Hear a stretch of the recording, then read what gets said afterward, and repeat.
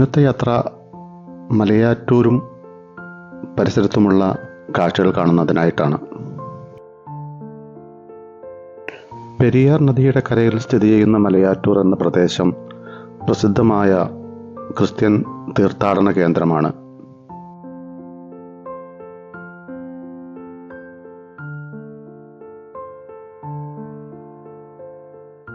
മലയ്ക്കും ആറിനും ഇടയിലുള്ള ഊര് എന്നതിൽ നിന്നാണ് മലയാറ്റൂർ എന്ന പേര് വന്നത്.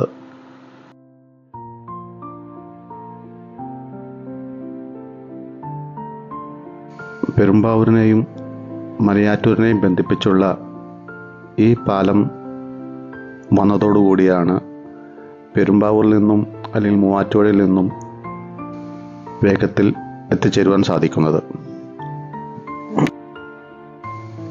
ഈ കാണുന്നതാണ് മലയാറ്റൂരിലെ താഴെപ്പള്ളി.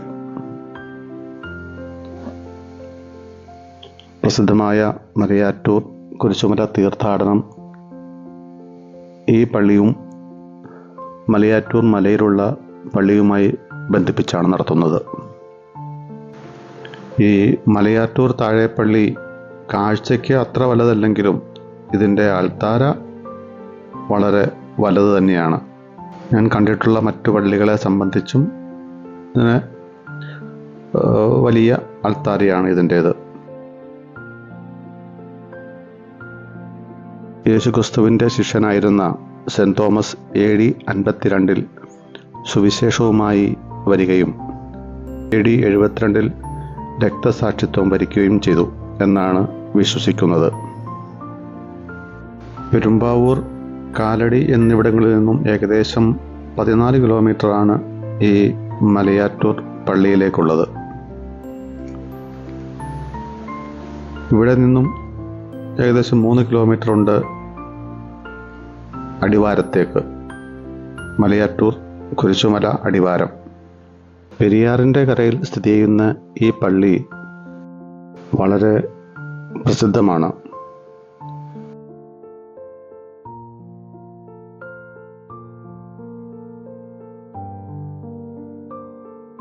മലയാറ്റൂർ കുരിശുമലയുമായി ബന്ധപ്പെട്ട് കിടക്കുന്നതാണ് ഈ പള്ളിയുടെ പ്രവർത്തനങ്ങൾ കൂടുതലും.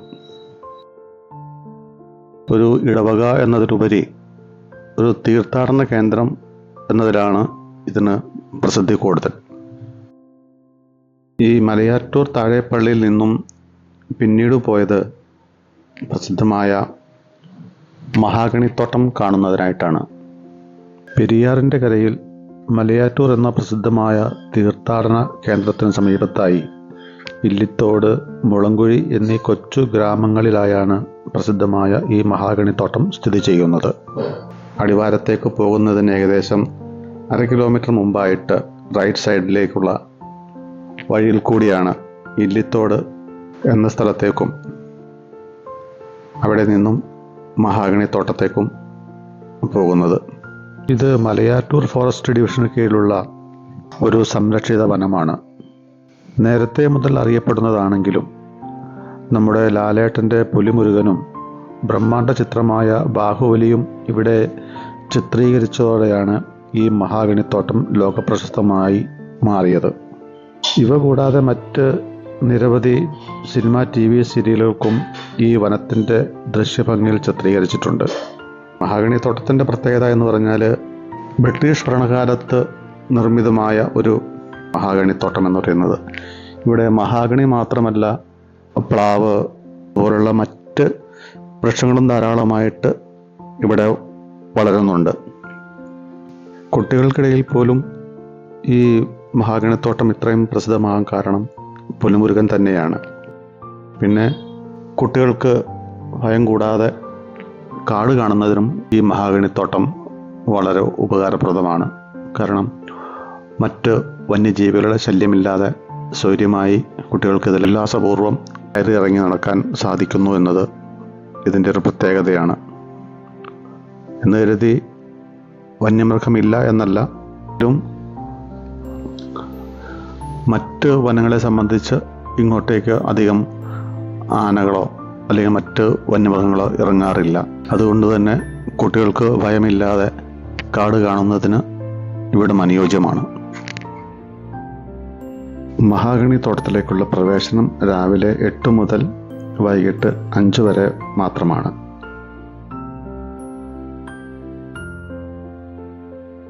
മഹാഗണിത്തോട്ടം കണ്ടല്ലോ അല്ലേ? പോകുന്ന വഴികളെല്ലാം എത്ര ക്ലീനാണ്. ഒരു കരിയില പോലും കാണുവാനില്ല. അതെല്ലാം ചാടുന്ന ഇലകളെല്ലാം അപ്പോൾ തന്നെ എടുത്ത് വഴി വളരെ മനോഹരമായി സൂക്ഷിക്കുന്നുണ്ട്. ഇവിടെ വരുന്ന സഞ്ചാരികളും അതിനൊത്തുയർന്ന് ഇവിടെ മലിനമാക്കാതെ പ്ലാസ്റ്റിക്കോ മറ്റു മാലിന്യങ്ങളോ ഇവിടെ നിക്ഷേപിക്കാതെ ശ്രമിക്കേണ്ടതാണ്. പ്രവേശന ഫീസ് 50 രൂപയാണ്. പാർക്കിംഗ് ചാർജ് വേറെ. ഓരോ വാഹനത്തിനും പ്രത്യേകം പാർക്കിംഗ് ചാർജ് ഉണ്ട്. ഇവിടുത്തെ വൃത്തിയും വെടിപ്പും വെച്ച് നോക്കുമ്പോൾ 50 രൂപ ഒരു അധിക ചാർജായി തോന്നുകയില്ല.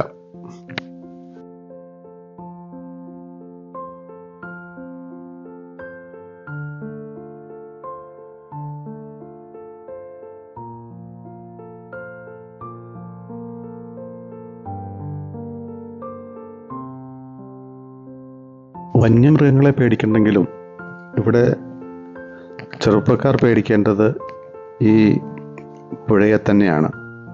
ഈ പെരിയാറിൽ ധാരാളം ചെറുപ്പക്കാർ ഒഴുകിപ്പോയിട്ടുണ്ട്. കാരണം വെള്ളം കൂടുതലുള്ളപ്പോൾ ഈ പുഴയിൽ കുളിക്കാൻ വരുന്നത് വളരെ അപകടകരമാണ്. പ്രത്യേകിച്ചും ഇപ്പോഴത്തെ ചെറുപ്പക്കാർ അല്പം മദ്യപിച്ചിട്ടാണ് വരുന്നതെങ്കിൽ അവർ ഒഴുകിപ്പോകാനുള്ള സാധ്യത കൂടുതലാണ്. അങ്ങനെ അനേകം പേർ ഇവിടെ ഒഴുക്കിൽപ്പെട്ട് മരണമടഞ്ഞിട്ടുണ്ട്. അതിനാൽ സഞ്ചാരികൾ അക്കാര്യം ഒന്ന് ശ്രദ്ധിക്കേണ്ടത് നല്ലതാണ്.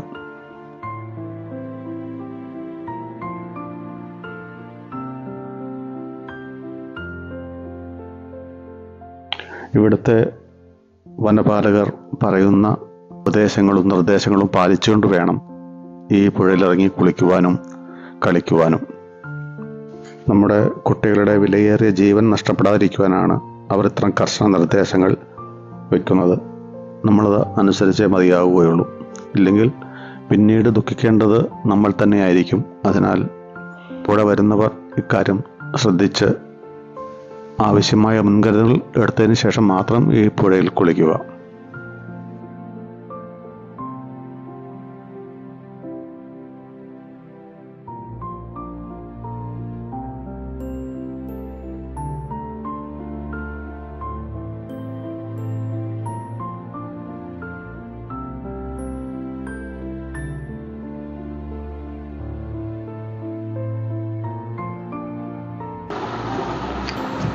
ഇവിടെയും കുട്ടികൾക്ക് കളിക്കുന്നതിനായിട്ട് ഊഞ്ഞാലുകൾ ഉണ്ട്. ഇപ്പോൾ മിക്ക ടൂറിസ്റ്റ് കേന്ദ്രങ്ങളിലും ഇത്തരം ഊഞ്ഞാലുകൾ ധാരാളമായി നിർമ്മിച്ചു വരുന്നുണ്ട്. കാരണം കുട്ടികളെ ആകർഷിക്കാൻ പറ്റിയൊരു വിനോദോപാധിയാണ് ഈ ഊഞ്ഞാലുകൾ.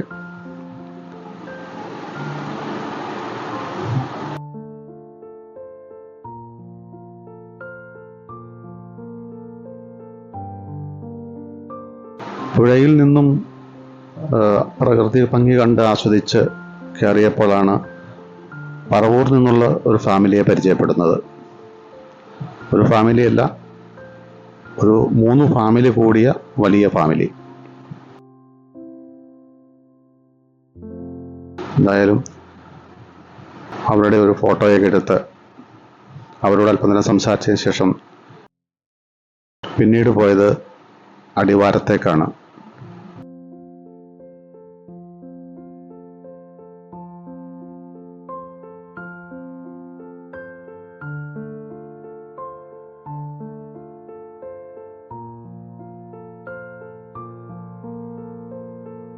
മഹാഗണി തോട്ടത്തിൽ നിന്നും ഏകദേശം 7 കിലോമീറ്ററാണ് മലയാറ്റൂർ അടിവാരത്തിലേക്കുള്ളത്.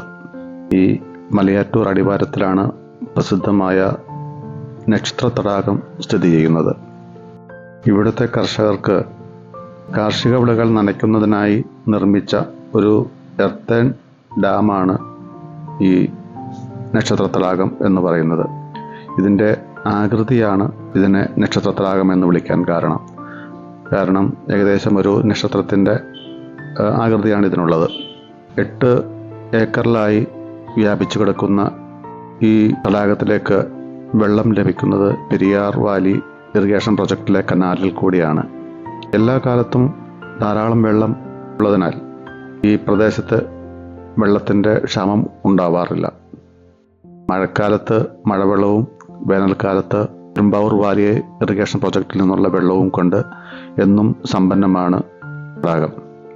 ഇവിടെ ഇപ്പോൾ ബോട്ടിങ്ങും നടത്തുന്നുണ്ട്. ഇതിന് ഏകദേശം 10 അടി മുതൽ 50 അടി വരെ താഴ്ചയുണ്ടെന്നാണ് പറയുന്നത്. അതിനാൽ വളരെ സൂക്ഷിച്ചു വേണം ഈ തടാകത്തിലും ഇറങ്ങുന്നതിന്. നീന്തൽ പരിചയമില്ലാത്തവർ ഒരുപക്ഷെ മുങ്ങിപ്പോയേക്കാം. അതിനാൽ നീന്തൽ വശമില്ലാത്തവർ ഇവിടെ ഇറങ്ങി കുളിക്കുവാനോ കളിക്കുവാനോ ചെയ്യാതിരിക്കുന്നതാണ് നല്ലത്. 2 വർഷം മുൻപേ ഇടുക്കിയിൽ നിന്നുള്ള സഞ്ചാരികൾ ഈ തടാകത്തിൽ കാറുമായി മറിഞ്ഞ് മരണപ്പെട്ടിട്ടുണ്ട്. പ്രത്യേകിച്ച് വാച്ചർമാരോ ഒന്നുമില്ലാത്തതിനാൽ വരുന്ന സഞ്ചാരികൾ അവരുടെ സംരക്ഷണം സ്വയം ഏറ്റെടുക്കുകയേ നിവൃത്തിയുള്ളൂ.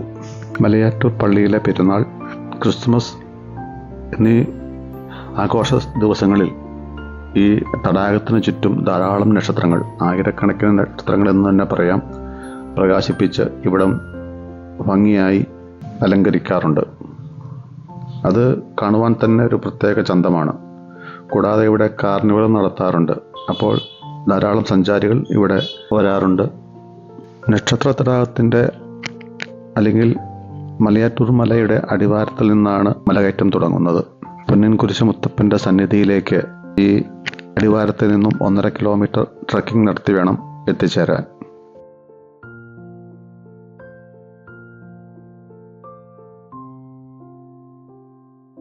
നേരത്തെ പറഞ്ഞതുപോലെ യേശുക്രിസ്തുവിന് ശിഷ്യനായിരുന്ന സെന്റ് തോമസ് AD 52 സുവിശേഷമായി വന്ന് ഇവിടെ താമസിച്ചാണ് പ്രാർത്ഥനകൾ നടത്തി വന്നിരുന്നത്.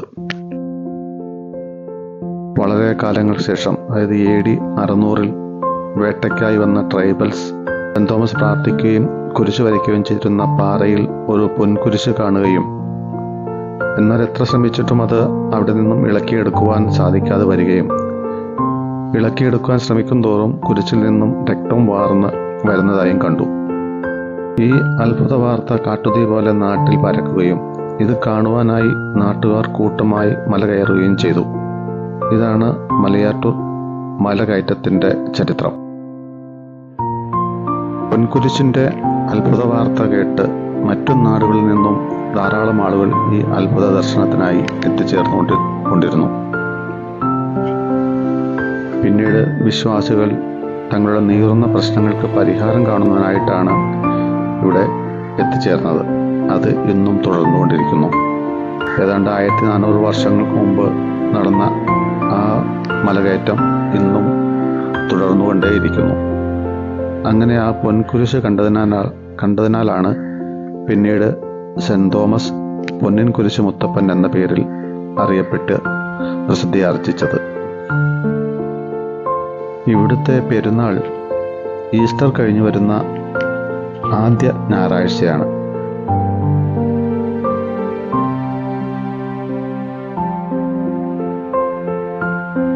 ഏഷ്യയിലെ ഇത്തരത്തിലുള്ള ഏക ക്രിസ്തീയ ദേവാലയമാണ് മലയാറ്റൂർ.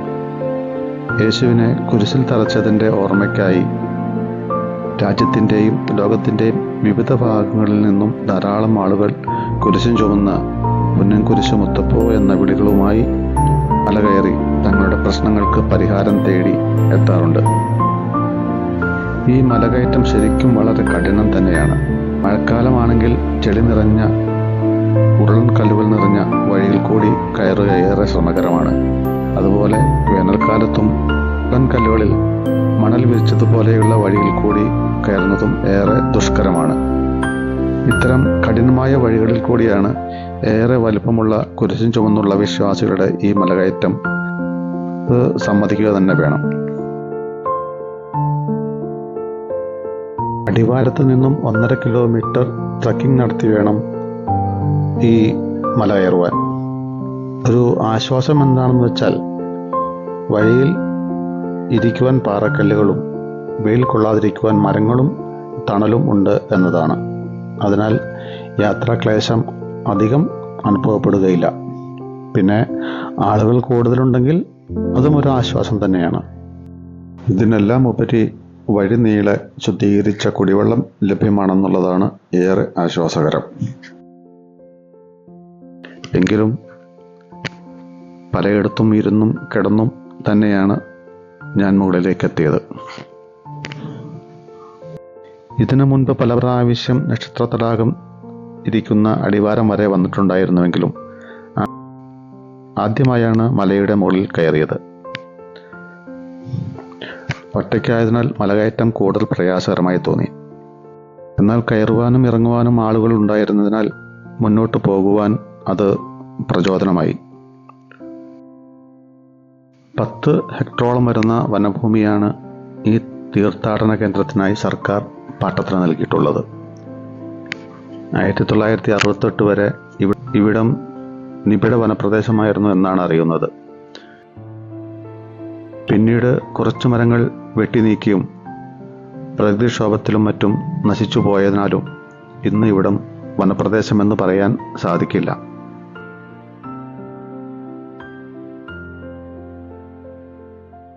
പിന്നെ ദിനേനയുള്ള ഭക്തരുടെ മലകയറ്റം മൂലം മലയും ഒരു ഭാഗം മുഴുവൻ വഴിയായി രൂപാന്തരപ്പെട്ടിരിക്കുന്നു. അതിനുമാത്രം വിശ്വാസികളാണ് ഈ മല കയറാൻ എത്തുന്നത്. പതിവ് കുർബാനകളും പ്രാർത്ഥനകളും താഴെപ്പള്ളിയിലാണ് നടക്കുന്നത്. കുരിശുമുടിയിൽ മറ്റ് പ്രാർത്ഥനകളും നടത്തുന്നു.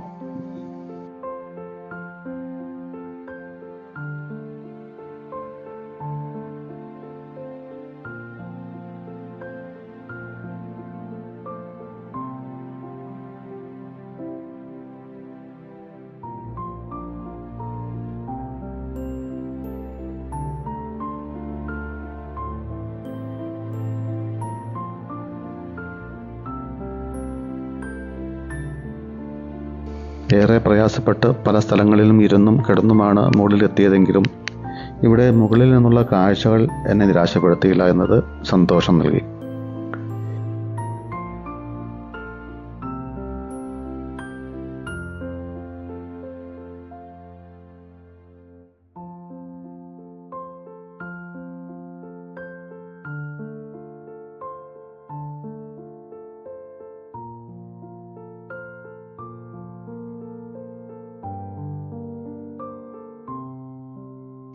ഈ മലയിൽ പള്ളി പണ്ട് പണിതപ്പോൾ അന്ന് ആന കുത്തിയ ഒരു പള്ളിയുടെ ഭിത്തിയുണ്ട്.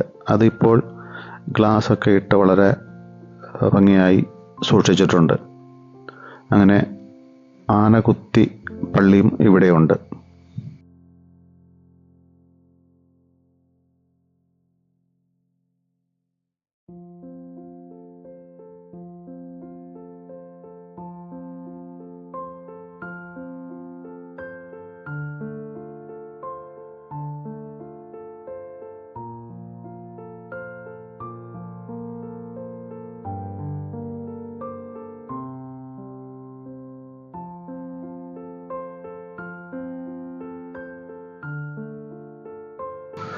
ദാഹിച്ചു വലഞ്ഞപ്പോൾ കയ്യിലിരുന്ന വടി കൊണ്ട് പാറയിലടിച്ചപ്പോൾ ഉറവ് പൊട്ടി വെള്ളം ലഭിച്ച കിണറും ഇപ്പോഴും ഇവിടെ കാണാം. പക്ഷേ വിശ്വാസികൾ അതിലെല്ലാം നാണയങ്ങളിലിട്ടും പ്ലാസ്റ്റിക് കുപ്പികളിലിട്ടും മലിനമാക്കിയിരിക്കുന്നു.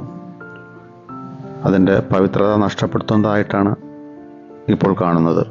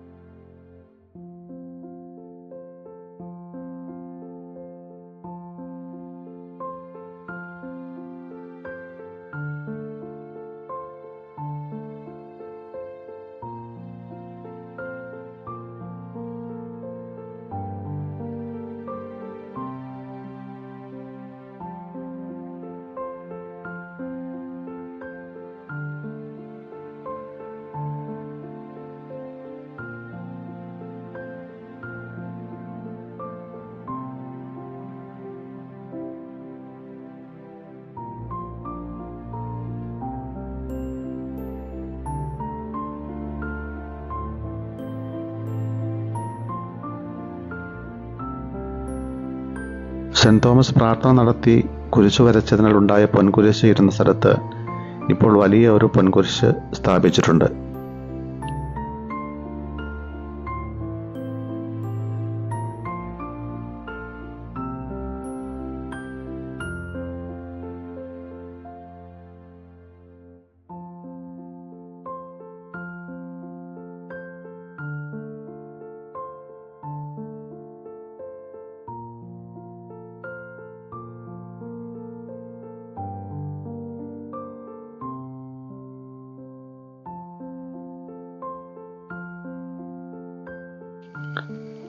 അതുപോലെ മുട്ടുകുത്തി പ്രാർത്ഥിച്ചതുമൂലം ഉണ്ടായ കാൽപാദത്തിൻ്റെയും കാൽമുട്ടിൻ്റെയും പാദമുദ്രകൾ ഇവിടെ കാണാം.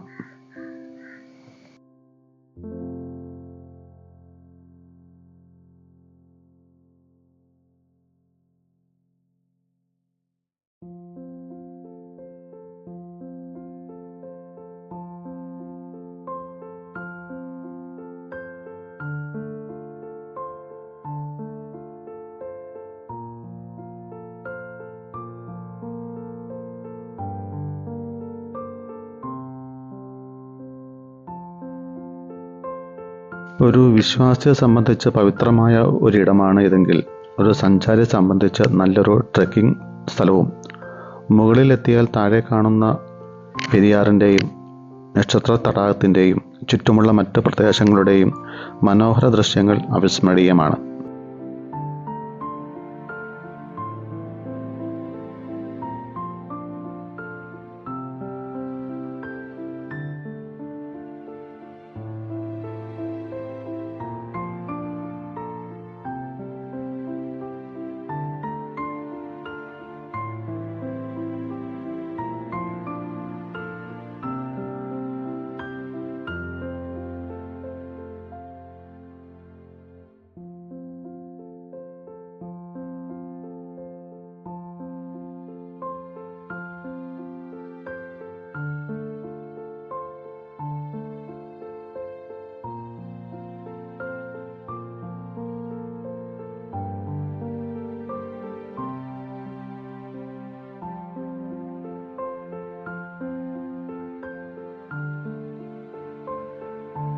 കയറ്റത്തേക്കാൾ പ്രയാസകരമായിരുന്നു ഇറക്കം.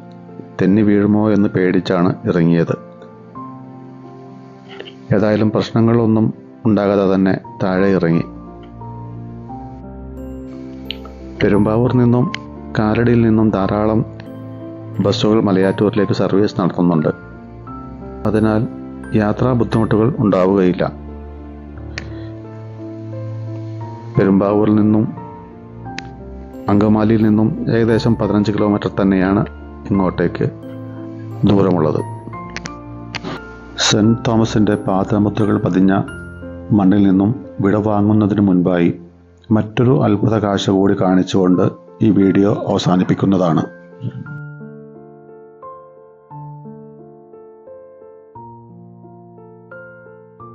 ഇന്നത്തെ കാലത്ത് MLA, MP, പഞ്ചായത്ത് മെമ്പർ എന്നിങ്ങനെയുള്ള ജനപ്രതിനിധികളുടെ ആസ്തി വികസിപ്പിക്കുന്നതിനായി ചുരുങ്ങിയത് 5 ലക്ഷം രൂപയെങ്കിലും ചിലവഴിച്ചു നിർമ്മിച്ചു എന്നവകാശപ്പെടുന്ന ഈ ബസ് കാത്തിരിപ്പ് കേന്ദ്രം നിർമ്മിച്ചിട്ടുള്ളത് കേവലം 1,22,000 രൂപയ്ക്ക് മാത്രമാണ്.